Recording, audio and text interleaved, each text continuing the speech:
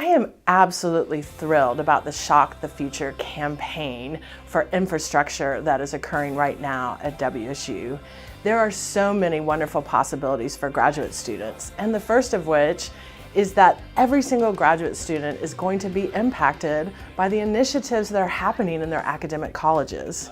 So I really encourage graduate students to go find out exactly what this means in your college and for all students in general, because there are so many labs that are going to be renovated. There's performance spaces that badly need updating so that we have the state-of-the-art experiences that are needed.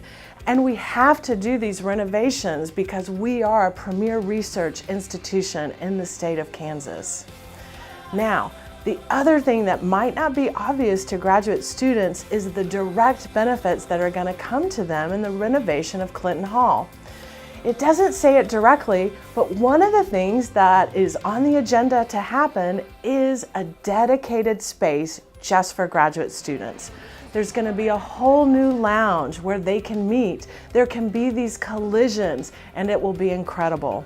And the very last thing that makes me excited for graduate students is that when Assistant Dean Erin Coffey and I go to our national meetings, we hear that on the national level, it is so important for graduate students to give back and make a difference. And I'm confident that that's also what motivates Shocker graduate students. And that's how we're going to go forward and shock the future.